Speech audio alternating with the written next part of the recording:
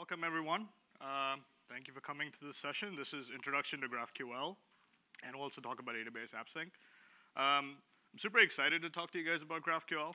My name is Rohan Deshpande. I'm a senior engineer with AWS. I've been at Amazon for, I don't know, it's almost 7 years at this point. And I've pretty much been working in the mobile space since I've been at Amazon. So, not just applications, but SDKs, tools, services that people use to build mobile apps. And I deal mostly with like the backend services and tooling that you would use to add cloud capabilities to applications. So one of the technologies that has gained traction in the last few months or years, especially in the mobile space, is GraphQL. And it's not just for data access. It's also become super important and super relevant for API aggregation. And in this talk, I'll go over what GraphQL is, why it's actually become what it is, and how you can start using it. So let's get started. So, first question, what is GraphQL? I guess question for the room, how many of you guys know what GraphQL is? One person? 2 people? Okay, cool. 2.5 people? All right. So I think the goal would be in the next 56 minutes, you will all become experts in GraphQL. So let's make that happen. All right. So in the official definition, as it's written in the GraphQL documentation, it says GraphQL is a query language for APIs, and it's a runtime for fulfilling these queries with your existing data. So what that means is there's actually 2 parts of GraphQL. One is there's a specification, which you can use to define entities and how you can write your queries to access your data and access APIs and whatnot. This specification is machine readable. So you use it, there's a well-defined type structure which you use to define your model data domain. And then the second part of the specification is the runtime, right? That's what talks about now that you've modeled this type system and these queries, how do they actually execute? So it's not one or the other, it's actually both. A GraphQL, a well-formed, properly written GraphQL runtime supports both the structure and the execution of these queries. So, because of the name has graph in it, right? So one of the most common misconceptions is GraphQL is only for querying graph databases, which is not really true. You can use GraphQL to represent and access any data systems, whether they're relational databases like MySQL or Postgres. You can use it to access APIs. You can use it to access NoSQL databases like DynamoDB. You can even use it to access, non-standard things like files. Maybe you can put a GraphQL layer on top of your file system. It's totally possible. What GraphQL lets you do, what it actually encourages you to do, is think in terms of the data, your data domain, and the relationships between these domains. So, you have a field maybe coming through an API, you want to be able to relate it to something that's stored in a relational database. GraphQL encourages you to think about that in terms of the relationships, in terms of a graph. And that's how you model your domain as a graph of all these related entities. Now, GraphQL comes with a rich type system. It includes concepts like types, interfaces, unions, enumerations, fields, lists, collections, things you're pretty familiar with from other languages. It also includes primitive types, right, like integers and strings and floats and whatnot. But it also has this concept of custom primitive types. These primitive types are called scalars in GraphQL. And so if you wanted to define a date type, for example, because you want to perform validation, date should have a particular set of characters in it and should be a particular length. You can do that up front by defining your own custom scalars as well. This entire type definition is machine readable. So because it's machine readable, the runtime supports what's called introspection as well. And introspection is a capability for you to run queries against the endpoint to get the type system, right? The metadata for that type system itself. This is super cool because you can use this introspection query and these capabilities to build tooling. So you're not just stuck with here's an API definition and you got some metadata, but you can do things like, hey, at compile time, I'm calling this query and has this particular set of fields I need to pass. So you can build tooling around code generation and compile time query validation, which becomes really helpful to make sure your programs run well and they run correctly. There are 3 types of operations in GraphQL. So there's queries, which are useful for reading data. There are mutations for writing data. And then there's a third operation in GraphQL, which is kind of unique. It's called subscriptions, which is for listening to data. You're listening for any changes that might happen on your backend, wherever that may be. Each of these operations is modeled as types. And if you're familiar with CRUD systems, create, read, update, delete systems, or APIs, the queries kind of map to like gets and lists, and the mutations map to creates, updates, deletes, any of the operations which result in changes on the first state for that server. So you don't need to understand what these are right now. We'll talk more about them as we go through our presentation. And we'll do questions at that point. So GraphQL was created at Facebook in about 2012, right? So it's about 5, 6 years or so at this point. And the reason they created it was because they were trying to address some problems related to data fetching and API consumption that their developers were encountering. The capabilities that they added to GraphQL, the features and the type system and those kinds of things, these were driven by practical problems and use cases that they were trying to solve as the platform expanded to support all these different types of apps and operating systems and browser versions and things. At the same time, as more people were moving onto mobile, their backend infrastructure was scaling up, right? They were moving to a microservices-based architecture as well, and they had hundreds of services that they needed to call to render just a single component in their app. And so they had to solve this problem of efficiently accessing data from all these clients. And at that point, they were trying to solve it for maybe a few 100 million app installs, right? Doesn't seem like a big number. But look at where we are right now, right? There's over 2 billion smartphones out there. The primary mode in which people access your applications, anything on the web, is using a mobile device. And people have spent over 1.6 trillion hours in 2017 just on their devices and the apps. Those are some pretty big numbers, right? And given the scale, it's really, really important that we make optimal use of resources, both from a network point of view and from a compute point of view. So the problems that they were trying to solve, they encountered and trying to solve, are actually pretty common to any modern web or mobile application. Let's say you were some fictitious online book retailer, and you were selling books, and you had some kind of a search page where you could search for book by some keyword. And then you have this page which kind of gives you search results, right? So you got book title, author, maybe some pricing information. You have some reviews because that's a very interesting concept for books. So in the past, this page could probably be created with a couple of SQL queries, and you really only had to deal with web as a platform, right? You deal with different browsers and whatever, but really it was ultimately web as a platform. But it's a really different world now, right? So you have all these different devices and different form factors, especially since smartphones happened in 2007. So now you have, desktop applications with browsers, but you might have, voice assistants that are trying to talk to your page as well. They're trying to get some data from it. You obviously have mobile apps that are getting more and more prominent. And so all these different form factors have different requirements on how they want to render this data, how they want to get this data, what fields they care about, what information they care about. At the same time, on the back end, your scale is increased as well, right? Like we tend to build more in terms of microservices because there's a bunch of benefits to it. And so now these clients, these different types of clients, have to get data from like a whole bunch of services. So what you need to do is then, be able to access all this information and get it to a user very quickly. Because, there's been a bunch of studies done where, if the page takes over 100 milliseconds to load or render, people are going to perceive it as slow. And then, once people move away, it's pretty hard to bring them back. So you as engineers and you as programmers, the problems we need to solve are how do we get all this data really quickly?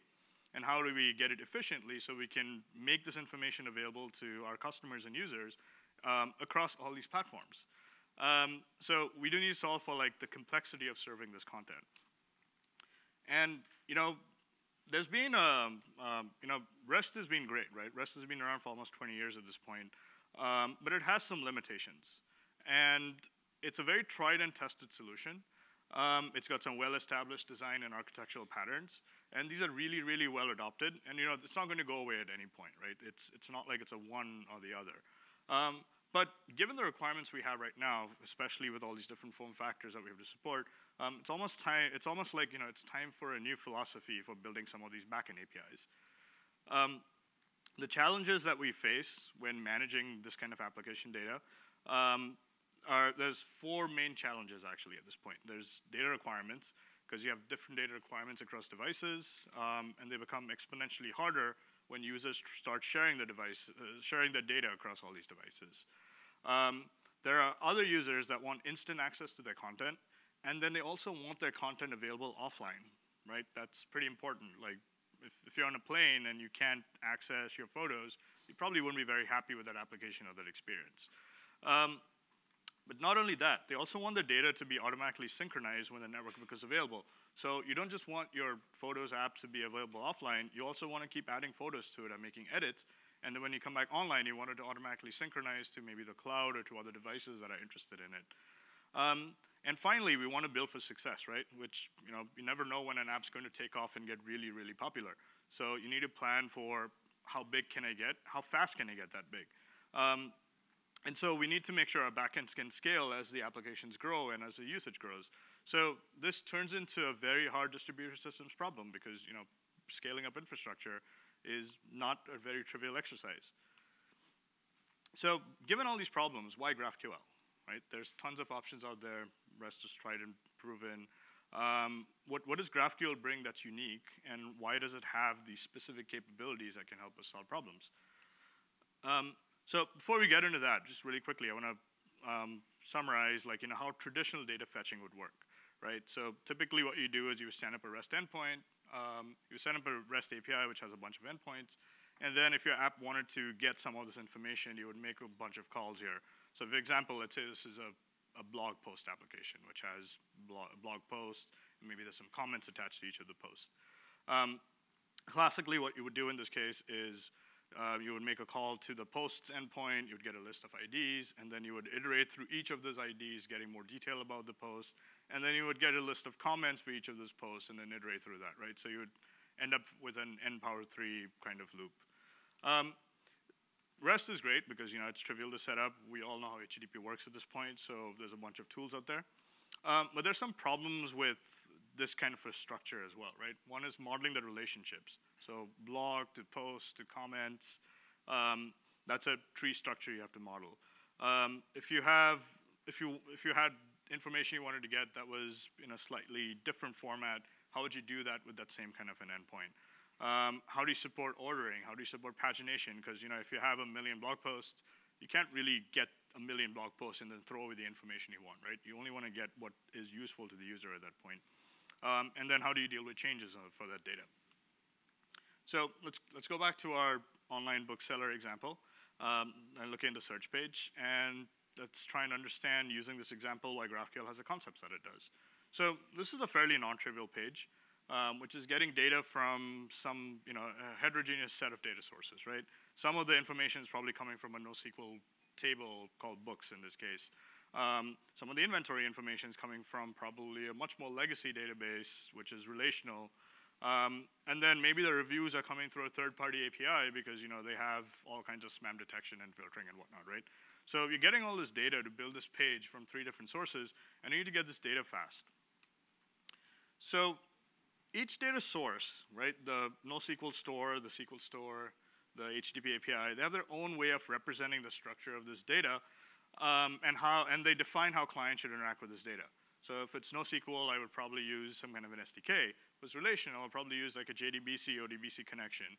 If it's HTTP, I would use some fetch or some kind of a client to call these HTTP endpoints and then convert the JSON or whatever the format is back to what my page would expect.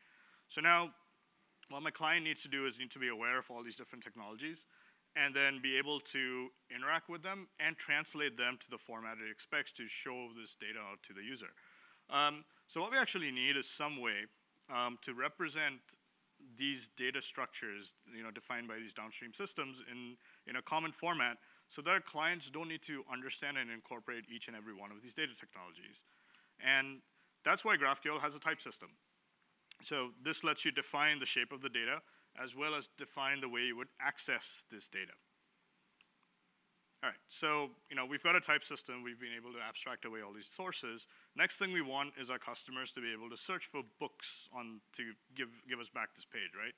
So we can build a search endpoint. It takes in a keyword, and it returns back a list of IDs for all the books that match that keyword. And this works, but we have a bit of a problem over here because now to get the information on this page, what we have to do is we end up calling APIs or interfaces for each of those data sources, right?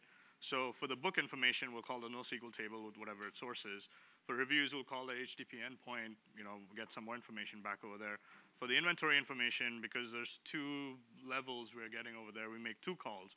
So what we end up doing is we end up making n+1 calls on this page. The first call is to get the list of IDs, and then we make n calls, where n is each component, which actually would be more than the number of calls there.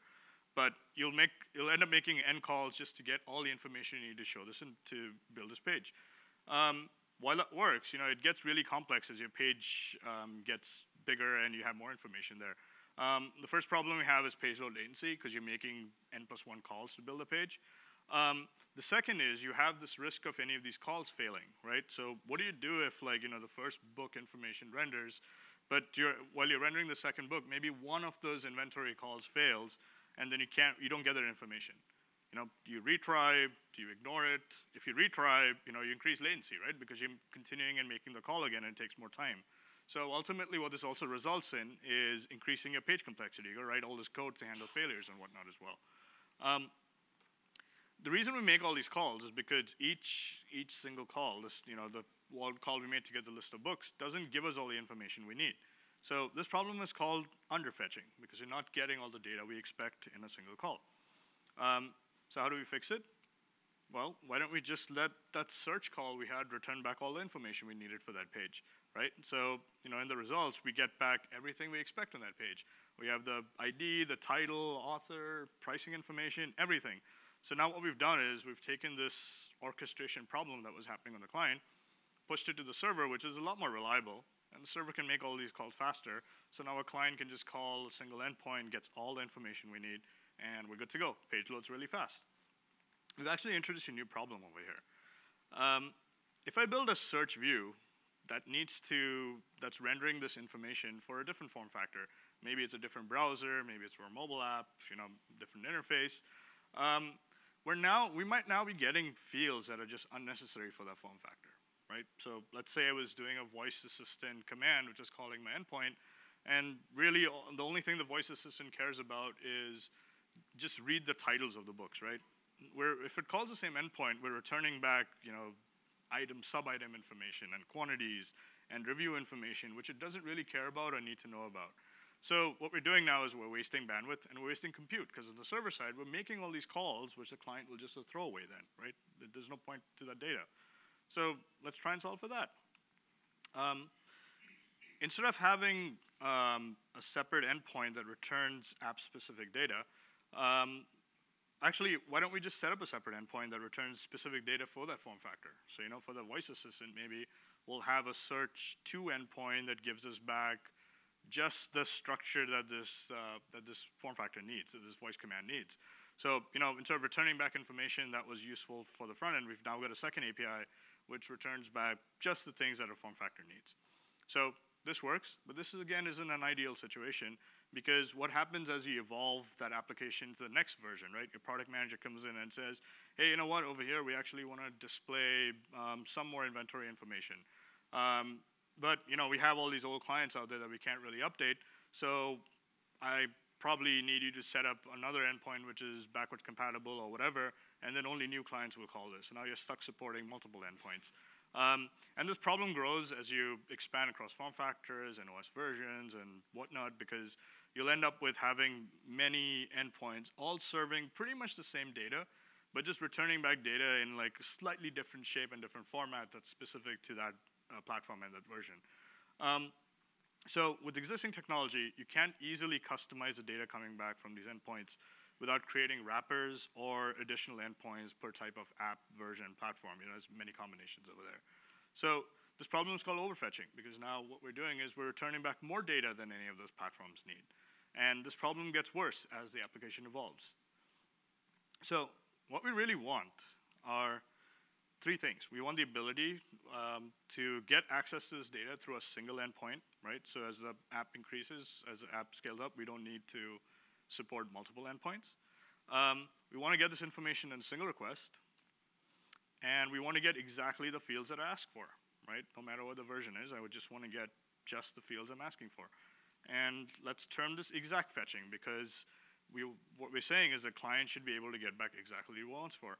And the way to do this is let the client control the shape of the response. Let the client say, here's the fields I need, just give me these fields and nothing more, nothing less. And that's the concept and the philosophy behind GraphQL queries. So that's why they're designed the way they are, where you specify the action, but you also specify the list of fields that are coming back as a result of that query execution. Okay, so far what we've got for GraphQL is we've got a type system, and we've got the ability to run queries which can get some data from a backend in the shape that a client expects. But what about modifying some of this data, right? So far we're completely sold on queries, and we've stood up a GraphQL backend which can give us just the information we need. But then what if we have this kind of a use case, right? There's probably like a review page where people that read the review can then mark it as, hey, this is helpful or not helpful. And we need to store this information, and then we'll display it on that page as the counter increments. So again, classic way you would do this is you probably make a post call when someone hits helpful or not.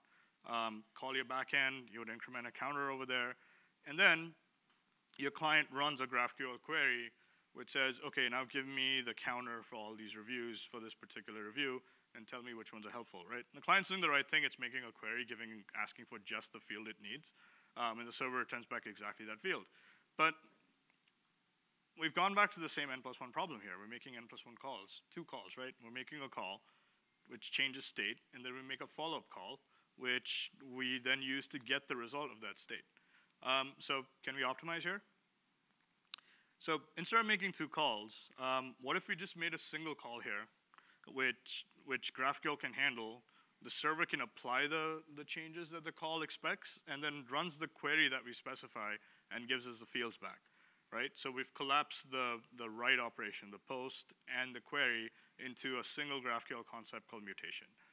And this is what mutations are designed for. What they do is they take your change, they'll apply your change, and then they'll run the query you specify as part of the request and return back the data within that same single request.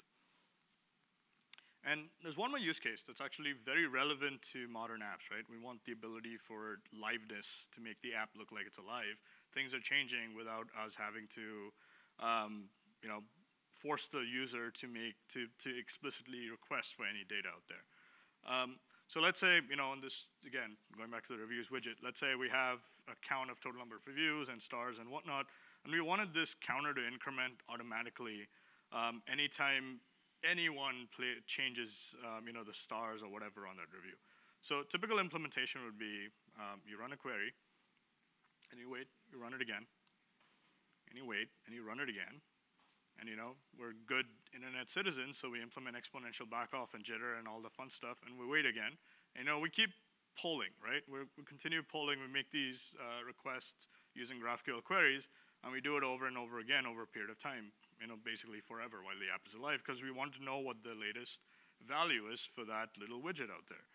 So in order to build this kind of liveness capability, you end up polling the service, which is not ideal because, one, your backend service now needs to scale to support all these polls. If you have 1 million clients, you'll have 1 million clients polling every some duration, and your backend needs to be able to support all those polls, right? So that becomes a challenging problem, both from a scaling perspective as well as from a cost perspective. And it's not ideal for your app as well, because now you're draining battery. Every poll has a direct impact on battery life, and again, there's a bunch of studies out there which prove that, which have proven that if people detect that their apps are draining their battery, the app is gone. Like, it's very hard to bring it back to the device. So what GraphQL lets you do to solve this problem is it lets you subscribe to events. In this case, your app will subscribe to events for that book, to reviews for that book. Anytime, and it specifies a query saying anytime a review changes, give me back this set of fields for this particular review ID. So the way it works is an app typically sets up a persistent connection. This could be WebSockets or HTTP2 or whatever. And then it tells the server, here's a query I want you to run whenever this state changes. And so anytime there's a change to that review, that particular review with ID 123, the server will run that query saying, okay, here's a count and rating that you want. Let me send them back to you. And it sends just that payload over the wire to the client. So this helps to maintain network efficiency, right? Because the server is only sending the fields that the client needs for that particular view again. And that's why there are GraphQL subscriptions. So these are the four capabilities. These are the four core capabilities that make up the GraphQL specification. You have a type system, you have queries for reading, you have mutations for writing, and you have subscriptions for listening to data. Sorry, your question?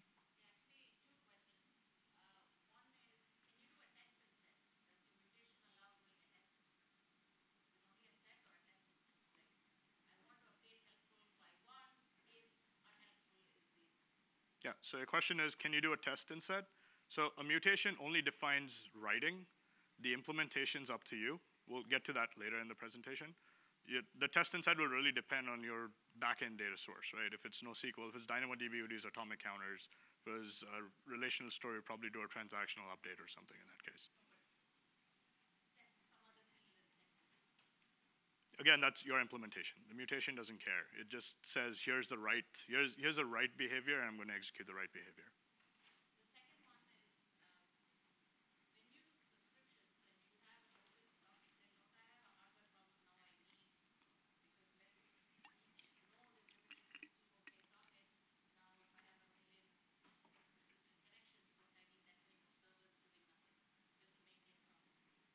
Yeah, so that's a good question. The question is, if I have that many open WebSocket connections, don't I need to scale my hardware as well? You probably will, because it depends on how many connections a single host can handle. You're going to be there's physics over here. You're going to be bound by physics, right? And the discussion really comes down. The trade-off really is, is polling more efficient from a cost perspective and from a user experience perspective compared to having a persistent connection that you can use to push updates down. Cool. Let's move on. Good questions. We'll pause again in a little bit for more questions. Okay, so wrapping up about the GraphQL specification. So it was released in about 2015 as a specification, not as an implementation. And a couple of things in the specification were very interesting. One is it did not actually define the protocol that GraphQL will be implemented over. So the most common implementations are over HTTP. But there's implementations out there that run on WebSockets. I've actually seen one running on USB, which seemed pretty cool. The other thing the specification did not talk about was the actual wire format. So you can implement the wire format over JSON or protobufs or XML or whatever you want. Again, the most common implementations are JSON-based, but it's fairly easy to swap the wire protocol for any of these GraphQL engines. The cool thing about the specification was because anyone could implement a server and a client that could interop with each other. So you could have a Java client talking to a Ruby backend, or you could have a C# client talking to a Python backend, and everything would just work as long as they follow the specification.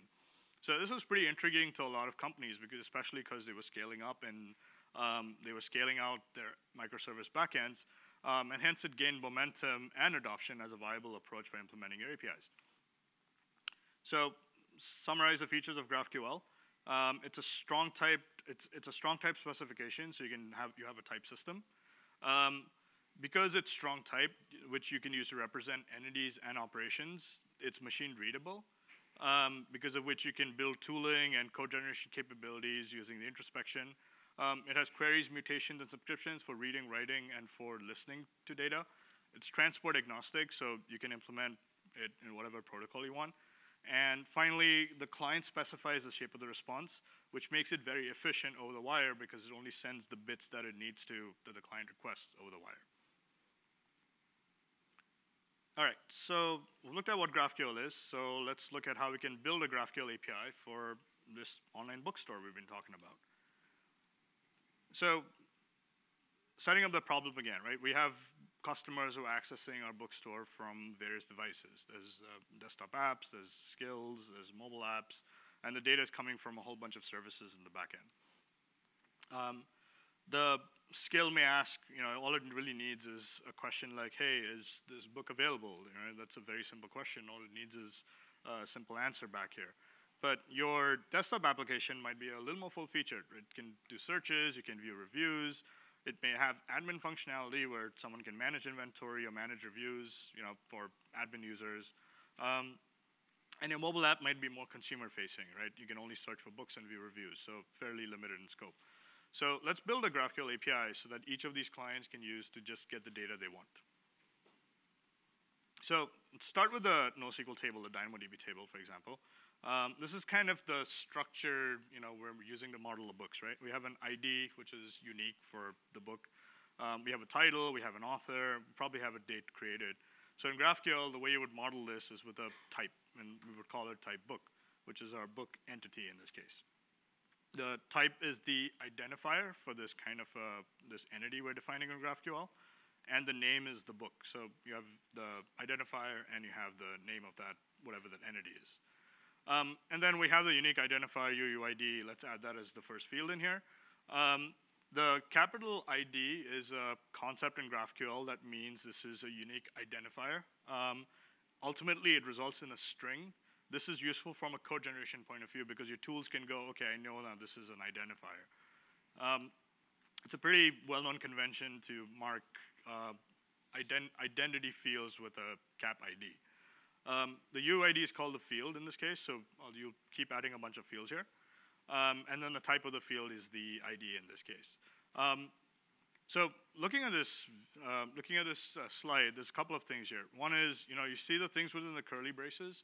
So if you can define these curly braces and you have subfields in there, then it's an entity or an object. But if you cannot have subfields within a type, then it's a scalar. So ID doesn't have anything below it, so it becomes a scalar. Okay, so we have a bunch of other fields here. We have title and author. We add those to our type as well. The creator is really useful only from a data store perspective. We don't really need to surface it to users, so let's not add it. And so that's our book entity that's coming from a NoSQL store. So now let's model it for the reviews, which is coming from some kind of a third-party API. There's some JSON that's coming back. We can model it similarly, with ID stars, and text, and the UID will refer to the book ID. Similarly, inventory table, all we have is ID and quantity, right? And the only thing we need in this inventory type is the UID, which references the book, and then we have quantity, which is the total number of instances of that book available. All right, so now what we've got is we've got our three entities that represent the three different data sources we have. We've got the book, we've got the review, we've got the inventory, and they have fields that map to whatever the underlying data source is. So this gives us a abstraction over the downstream data sources. But this is not a complete view yet, because what we haven't modeled is the relationships, right? The book has a relationship to reviews, and there's a relationship to inventory. So there's a one-to-one from book to inventory, and there's a one-to-many relationship from the book to the reviews. So let's see how we can model that. To model the one-to-many, we just add a reviews field. And then what we're saying is the type for that field is a collection of reviews. The square brackets means this is a list of reviews coming back, and the review is defined as a type. Similarly, if it's a one-to-one, we're saying, hey, there can only be one record in inventory, so we define an inventory field. And then we say the type of that is the inventory, GraphQL type, that specific entity. And so now we've modeled a one-to-one relationship, right? So it's pretty easy to model one-to-one and one-to-many relationships. You would just do them as fields within your type. So once we've got the type, question? Type names within the schema have to be unique, yes. The fields within a type don't have to be unique across different types. So I can have an ID in many different types in the same schema. Okay, so we've got a type system. Let's see how we can read this data. How do we define these queries? So remember, everything in GraphQL is a type. So in order to define your queries, you would define a query type. In this case, let's call it my query. And we've got a couple of operations here. We've got search, which we use to pass in the keyword so we can get a list of books back. The result is the square bracket book, which means I'm expecting a list back. And then I have a get book where I can pass in the book ID and just get a specific book back. And the way my client would invoke this query is, it says search, it passes in whatever the keyword is, it says I only want UID and title, and it'll get just those fields back. And so the server gets this query, goes, okay, cool, you're just asking for these two fields, I'm only going to get the values for those fields and return them back to you. So one thing to notice over here is, the book had a whole bunch of fields, right? It had author and reviews and inventory as well. this client doesn't care about those fields. All it really wants is the ID and the title, so it only asks for ID and title, and the server will return back only the ID and the title.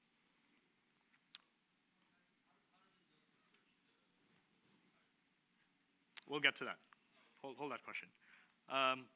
Cool. So it's almost like you saw my slides previously. So it's almost like you've seen my presentation.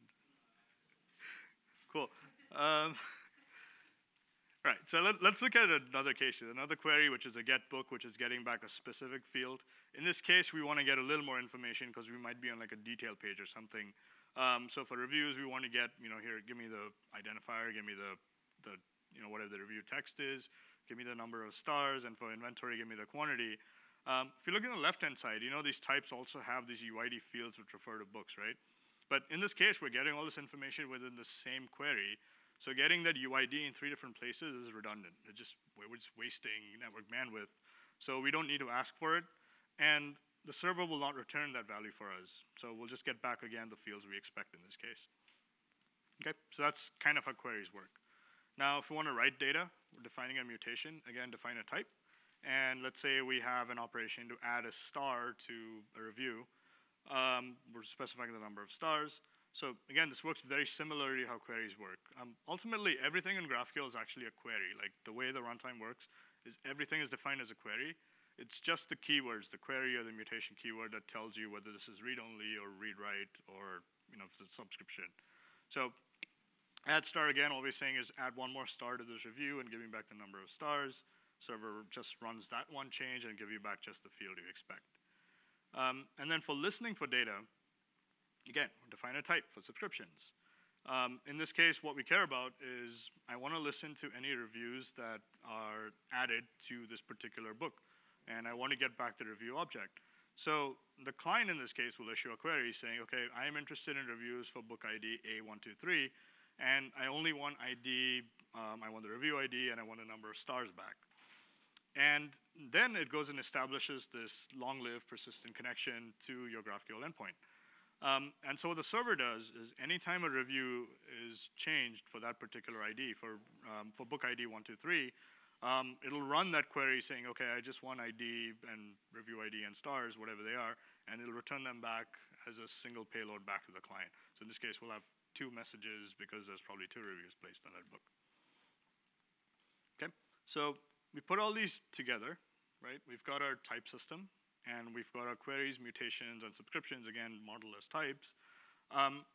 And this whole collection of types and queries and operations that you can invoke, this is expressed in GraphQL using what's called the schema definition language, which is also, you'll hear SDL a lot as the abbreviation for schema definition language.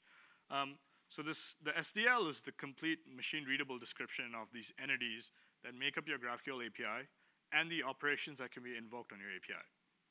This schema element, the thing that's highlighted in blue, this is where you describe if the operation, or the type actually, is a query or a mutation or subscription, and that's what the runtime uses to go, oh, cool, you know what, everything in here should be read-only by convention, or everything under this mutation should be read-write by convention.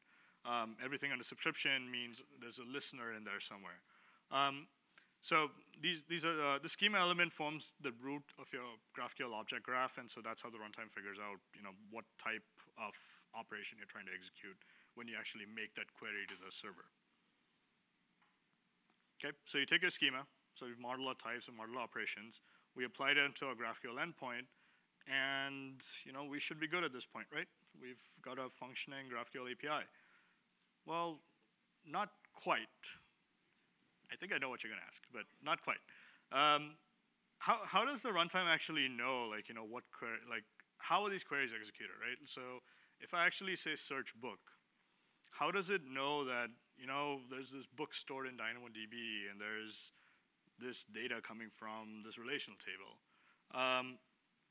So let's dig a little bit into that and see how that works. So when I issue this get book query with a specific ID, a runtime needs some way to figure out, this data is coming from a DynamoDB table.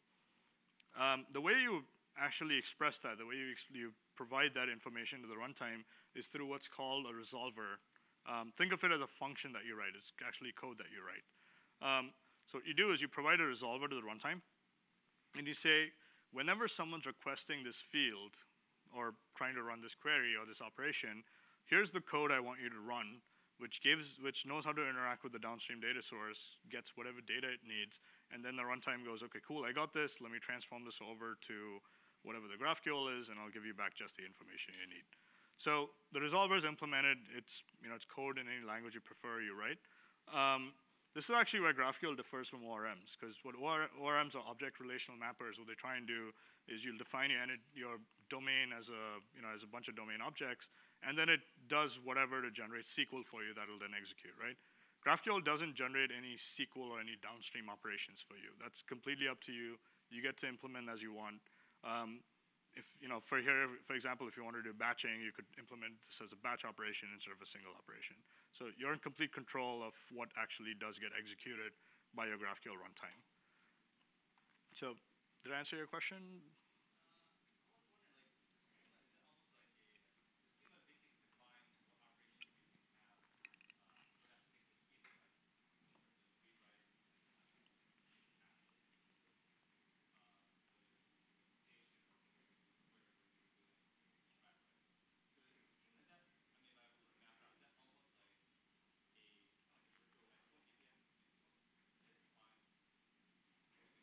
Yeah, so your question is, I guess it's really what does the schema kind of map to, right?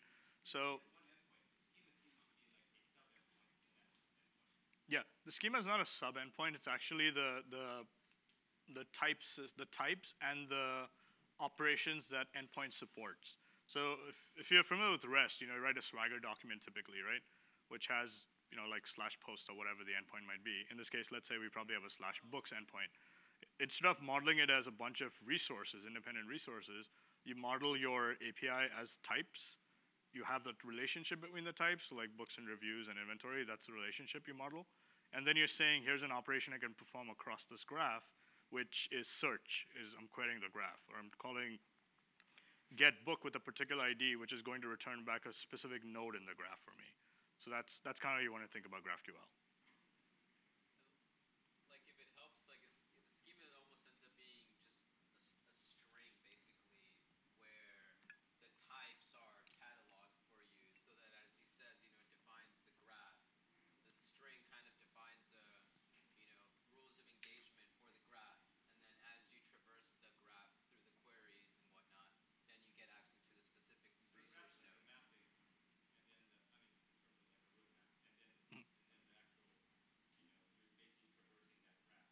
Yeah, that's a good way to think about it. Yeah.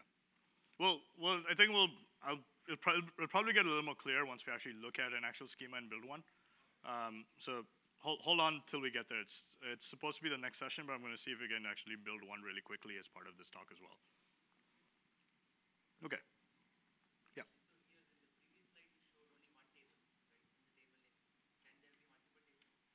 There can be multiple tables, yes. It's up to you on how you implement the resolver.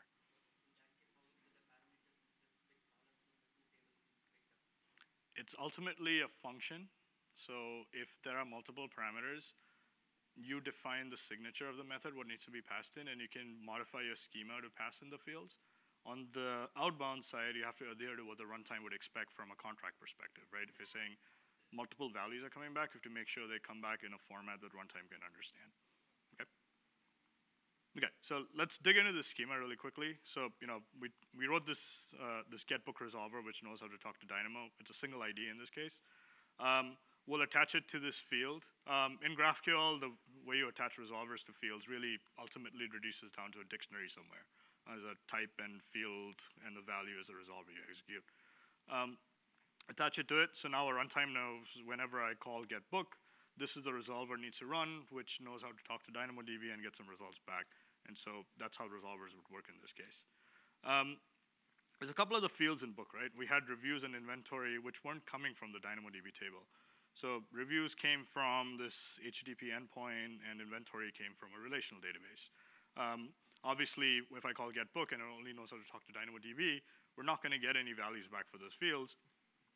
So the way we solve for that is we create resolvers for each of these fields as well. So we'll create a getReviews resolver that knows how to talk HTTP, attach it to this field.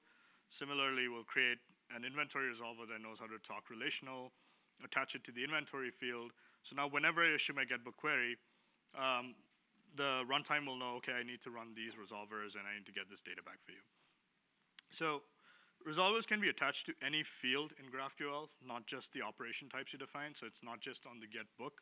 You can actually have these fields on these resolvers on fields within a type as well, which makes it pretty powerful because you can actually override behaviors without having to change your clients or change the structure of your schema or whatever.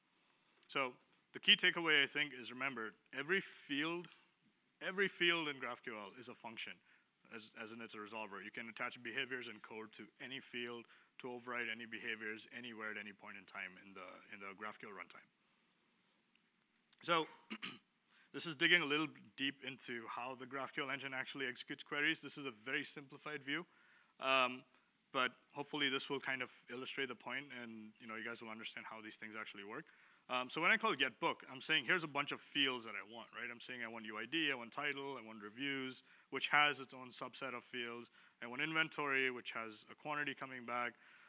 So what the runtime does is when it gets this query, it actually constructs what's called an abstract syntax tree, a tree.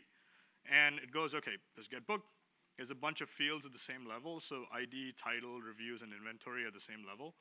And then it goes down to the next level and adds them to the node list, and it goes down as your queries get deeper. So when you actually call getBook, the runtime goes, okay, this field at the top level, you know what, there's a resolver attached to it called getBook resolver. So I'm going to run it, get whatever data comes back. I'm not going to return it back to the client yet because I have all these other levels to resolve. And then it moves down to the next level. And then it goes, okay, UID and title don't have any resolvers on them, so if I got the values from getBook resolver, there's a mapping it has, and it'll just assign those values to these fields. But it goes to inventory and goes, you know what, I have a get inventory resolver over here that's getting data from a relational database. So let me run that resolver. It gets whatever data it needs. It's holding on to that data at this point. It goes to reviews, gets that data as well. And then it moves down to the next level, and it goes, okay, now here's some fields, looks at all of them, there's no resolvers in them, so it gets the values from the previous level, assigns it to them, and now that the entire query is complete, all fields have been resolved, it'll return back the result for this getBook query as part of that book object. What it does is it actually runs the resolvers on all fields at the same level in parallel. So for getBook, it would run getBook resolver. Then it goes down to the next level, and it goes inventory and reviews both have resolvers on them, so I'm going to run them in parallel. And then it goes down to the third level and goes, there's no resolvers over here, which also means I've run all the resolvers, which are null resolvers in parallel, gets all the results back. So that's one difference between queries and mutations. For queries, it can run the resolvers and fields in parallel. For mutations, it runs them sequentially. It's a thing to keep in mind. It's a top-down pipeline, yeah. But one more thing to keep in mind here is, it ran the resolvers for all these fields, right? But if we hadn't requested inventory and reviews, your AST reduces down to just getBook, UID, and title, right? So on the server side, the server is not doing any more work. It doesn't need to go talk to inventory and resolver. It's just doing the compute for that getBook field and just calling DynamoDB. So again, this is cool because you're saving compute on the server side. You're not actually trying to get data for fields that you won't need and you won't care about. Okay, so now this is a complete representation of my GraphQL endpoint. I've got my schema, which defines my types. I've got my operations. I've got my resolvers attached to the fields that I care about, which know how to talk to the downstream data sources.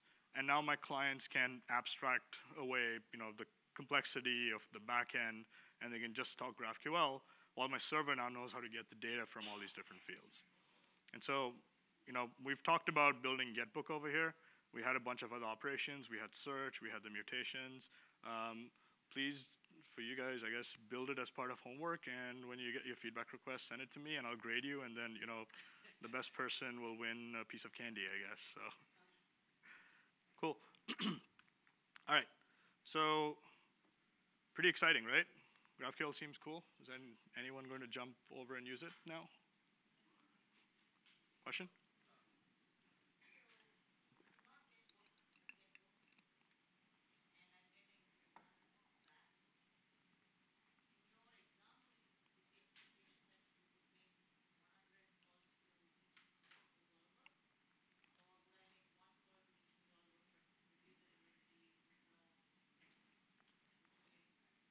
So your question is if it was get books, right? Which is actually the search call that I had.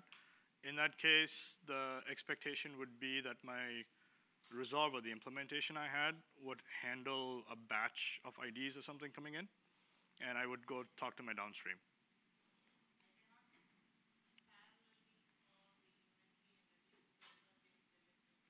Correct. Yeah, so you would model that in your schema somehow. And there's a more advanced concept called batching and data loader specifically.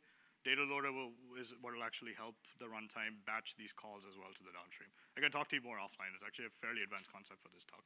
Yeah, also, wherever you're making those calls to, you can make calls asynchronously. So you can call, even within the same component, for instance, trigger multiple queries at the same time. If it helps to kind of offload the intensity and kind of work in parallel for those calls as well. Yep. A lot of it comes down to how you model your schema because you can tweak the behavior of the runtime by having nested queries versus same level queries, and you can use that to optimize how your queries work in that case. One thing that's really cool about GraphQL too is because of the schema, there's introspection. So it's like self-documenting. I don't know if he mentioned that. So you can see what each query and each type will you have access to even ahead of time just by traversing the schema as well. Cool. Yep. Question? Hold that question.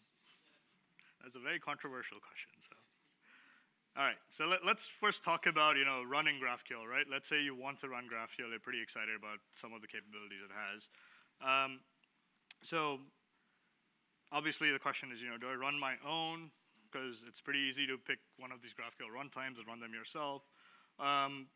So I think the main thing to think about here is if you're planning to run it yourself, there's a whole bunch of things you have to deal with from a operations perspective, right? If you're running this on servers, on whatever the server might be, you have to deal with installing, patching, configuration of the servers, deployments.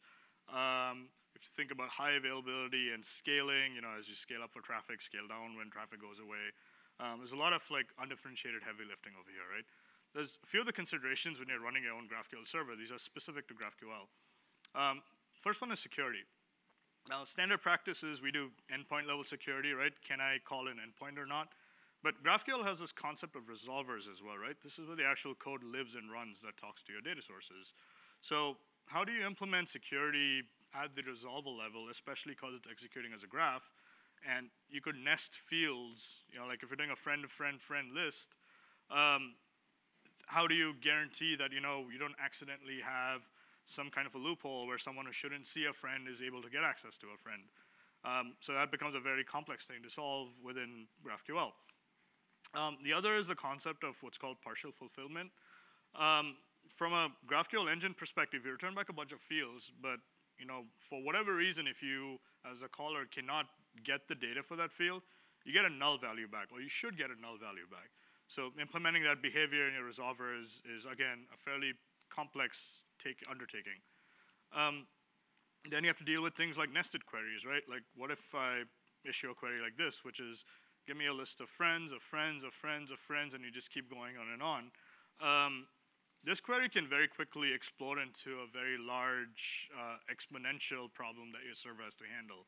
How do you implement bounds? How do you detect these kinds of runaway queries? This may or may not be malicious. It might just be someone trying something out and might brown out your server. So how do you deal with that? Then you have query execution. Like the question that was just asked about what if I was doing get books, do I batch or not in that case? I'm making a bunch of calls to my downstream endpoint, right? Like let's say I have a HTTP endpoint that can only handle one request per second, but I'm asking for 3 fields, and let's say for whatever reason my resolver was set to only ask for 1 field, I would be making 3 calls per second to that endpoint, and it's not going to be able to handle that request rate. So you need to think about things like, how do you bound your queries against this unbounded execution problem, which means how do you cap CPU and number of threads that I use for a query? How do you bound it by time? Because you can have runaway queries that can run forever. How do you bound it by memory? Because again, there's physics here, right? You can only have a certain amount of memory available. How do you monitor this query complexity? How do you monitor the size of these responses that are coming back? If you have multiple calls happening at the same time, how do you implement fairness so everyone can get serviced, every query can get serviced equally? The other thing to think about is throttling, both at the endpoint, so the front of the GraphQL API, but also from your data source point of view. Implementing that is pretty important as well to make sure you don't end up taking down any of these endpoints under load. And then batching, which I think was the question that was just asked. That's a very complex topic, but it really helps improve the performance and the capabilities of your GraphQL endpoint. So implementing it is a very important thing to do for a for a really good GraphQL endpoint. And then there's subscriptions, right? Like if you have 1 million clients connected and you're sending these updates to them, how do you get these updates to them in a short amount of time? How do you handle a client that's not connected? Like, do you queue the message or do you drop it, right? It's a consideration you need to make. So these become, this fan-out problem is a very hard distributed systems problem. And typically, you would probably want to use a pub/sub service to solve this. But it is a challenging problem you need to solve, right, if you're running your own infrastructure. So these are considerations that take you away from actually focusing on building an application. And instead, you need to start investing and solving infrastructure problems, which probably have been solved in some shape or form, and you can just reuse them as you can, right? So the less time you spend on infrastructure maintenance and operations, the more time you have on building features and improving your application to solve your business problems. And so that's where AWS Absent came in. That's actually the reason why we built the service. It's a managed service that gives you GraphQL, but it also has subscription capabilities and enterprise authorization capabilities, so you can focus on just building your app, and you get all the GraphQL capabilities you need out of the box. So some highlights: it's a managed GraphQL service. It's serverless, as in you don't have to run any infra for it. And it's perfect for interacting with application data. It connects to DynamoDB, Elasticsearch, any HTTP endpoint, and Lambda functions. Lambda is the serverless compute service, which you can use to connect to any other AWS service you want through Lambda. It also has synchronization capabilities built in over the subscription channel. So you can do real-time data synchronization. You get offline capabilities, a part of the SDKs, which know how to talk GraphQL, how to handle online-offline use cases. And it also has the ability for conflict detection and resolution. So if you're dealing with offline data, you'll very soon run into a conflict scenario where two users have changed the same data. Being able to handle that efficiently and quickly is actually pretty important. And it has enterprise features. So it has full IAM support. It has full Cognito support. It has Cognito usable support as well, so you can have Cognito run your own directory. And it has OIDC support as well. So if you're running an OpenID endpoint, and AppSync can use that to authorize any requests that are coming in. You can mix and match. So kind of the example I showed you, this is just another illustration of it. So within AppSync, let's say you have some data sitting in Elasticsearch, some data sitting in DynamoDB, you can set up a single AppSync endpoint that your application can use to query against both without knowing that you have two different data sources under the hood. And then you can also hook up Dynamo to Elasticsearch streaming. So this is a pretty useful use case where you have a lot of rich capabilities in DynamoDB, but maybe you want some advanced search capabilities, which Dynamo can't serve. So you stream that data into Elasticsearch. You can run things like geo queries, maybe, or geolocation queries. It's a pretty common pattern. And then from a benefits perspective, because AppSync is a fully GraphQL compliant service, you get all the GraphQL benefits. Clients can get just the data they ask for. You can access many of these resources in a single call. It has introspection capabilities, so you get self-documentation and code generation and those capabilities. AppSync has React Native, Android, iOS, and JavaScript SDKs available. These are using the Apollo GraphQL client, but we have a newer client called the Amplify client as well. So you can use either of those to get all these capabilities. You can get GraphQL, you can get real-time synchronization, you can get offline capabilities through either of these clients. And you get data persistent across restarts as well. So if your app crashes or someone kills your app and it comes back up, you don't lose state. It's still available for you offline. And then it has optimistic UI, if people are familiar with it from a React perspective. This usually means someone makes a change. The app pretends the change was successful and queues it, and then it tries to write it over the network. When the write succeeds, it then goes, okay, cool, nothing more to do. But if the write fails, it goes reverts the UI to whatever the previous state might be. And then how AppSync works, pretty simple. You build a schema, upload it. You connect it to your data sources using the resolvers. And then you start calling AppSync endpoint. And you'll get real-time messages and whatever. You have all those capabilities out of the box. From a security perspective, from a data flow and security perspective, so the resolvers that you implement, within AppSync, you implement them using this language called Velocity Template Language. This is a pretty powerful domain-specific language that lets you express pretty much every construct you would ever need.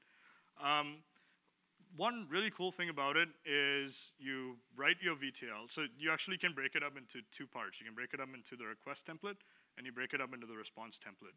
The request template is what gets executed on the way in. So if I was running my get something query, it hits the endpoint, it does all the parsing, whatever, and then it calls the request template where you can have a bunch of logic, so you can change the shape of the data, or you can say, here's some transformation I want to run on it. And then it does the interaction with your data source. And then on the outbound side, the response that's coming back from the data source is where you can do things like, okay, again, here's the response coming back. Maybe I want to change the value of a field or whatever, and I want to return that. You can do that in the response template, and then the result shows up back to your client.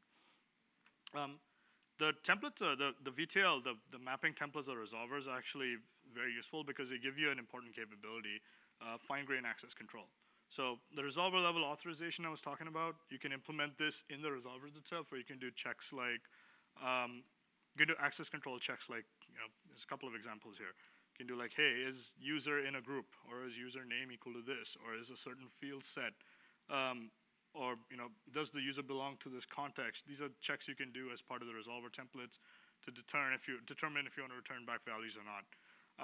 This is, again, fairly advanced, but you have all these capabilities available to you just out of the box. You don't need to use them if you don't need them. And then from a real-time data perspective, again, previously, this would kind of be the way you would do subscriptions. You would have your web server fleet, then you would have some kind of pub sub fleet, which would handle these requests coming in, and you have clients connected to your WebSocket servers, and you would send this data around through here, right? So you have to manage all this infrastructure and all these components. But with AppSync, all that goes away. You got a single endpoint, which does queries, mutations, and subscriptions. Your client just connects, and all you really focus on is the interaction between your GraphQL query and your downstream data sources. So it's very easy. Because of this, it's really easy to start prototyping and building an application. And then the way subscriptions work, just a couple of bullet points here. One is it's implemented using MQTT over WebSockets. MQTT is a lightweight pub-sub protocol. AppSync manages these WebSocket connections for you. So if your classic case is you're on an app, you go through a tunnel and you come back on the other side, you don't have to worry about, as a developer, reestablishing the connection. The SDK will take care of that for you. And then you also have the capability to provide a catch-up query. So in this case, it'll actually run the query for you if you're being offline for too long to give you the latest state, and then it reestablishes a subscription connection. From an offline data perspective, so I'm rushing through this pretty quickly, but from an offline data perspective, you have to deal with conflicts. So, common use case, let's say Jane is working on a document, and then Jane goes offline, and then, she continues working on the document, but then John comes in, he's working on this shared version of the document. So now you have this fork in the document, right? Two people are making edits. And then when Jane comes back online, then you have a conflict, because now you don't know which version actually wins in this case, right? Is it Jane's or is it John's? Is it a merge of them? What do you do in that case? So to give you the ability to solve for this, AppSync allows you to detect and handle these conflicts in the cloud. So AppSync has this concept of optimistic version checks. And so the versions are mismatched, then it determines there's a conflict. And then you have 4 different strategies you can use in this case. You can do client wins, which means, last write that came in, let that win. Server wins, so whatever's on the server is the winner. Then there's an interesting one called silent reject, where the server actually pretends that the client won. So the client might send an update, but the server goes, okay, cool, the update was good, and sends you back whatever the latest state on the server was. This is super helpful for optimistic UX, because then your client can just update the view with whatever the latest state is on the server without having to roll back the change and then force the user to make some kind of an action.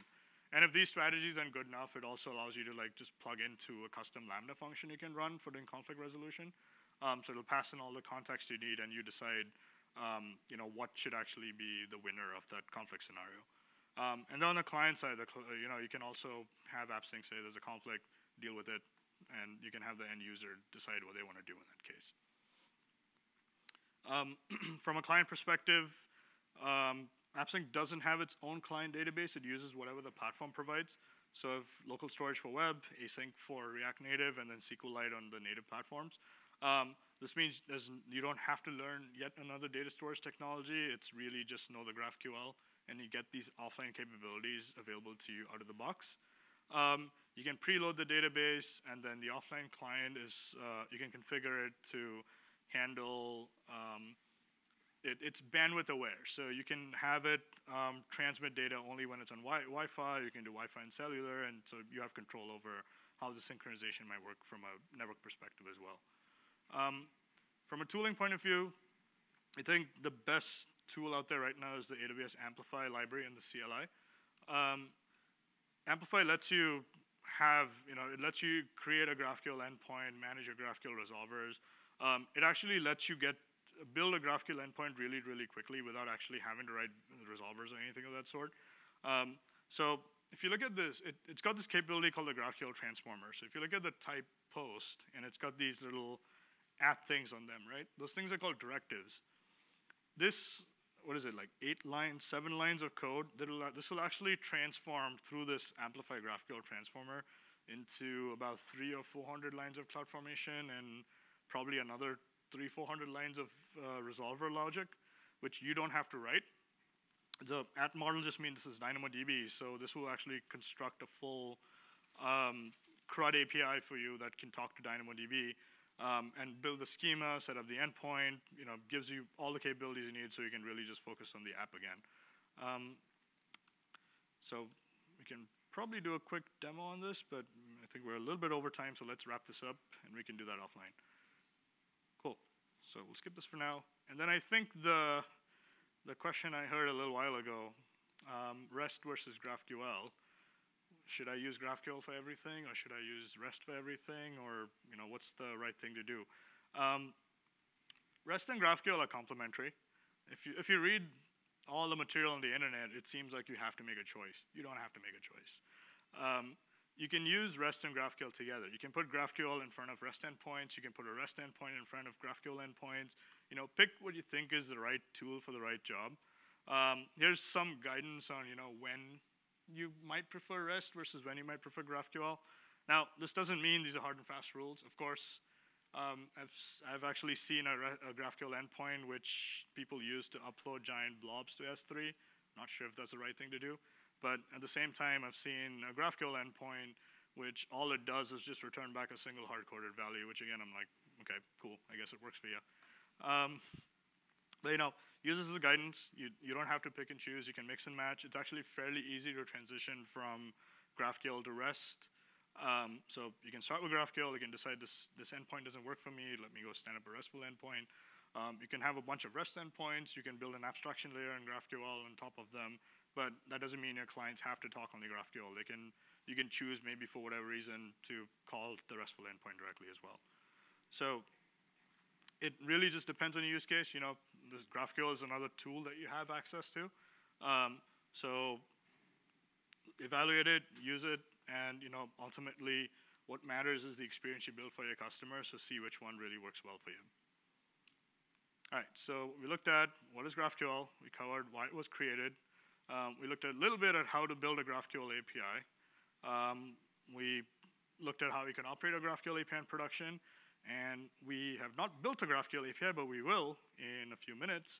So stay tuned. And thank you for your time for this session. We'll take a little break. If there's questions, I'll talk to you really quickly. I think we'll take about a 5-minute break, and we'll get started at 2:15 with the next session, which is hands-on, and we'll build a GraphQL API and some clients for it. All right, thank you.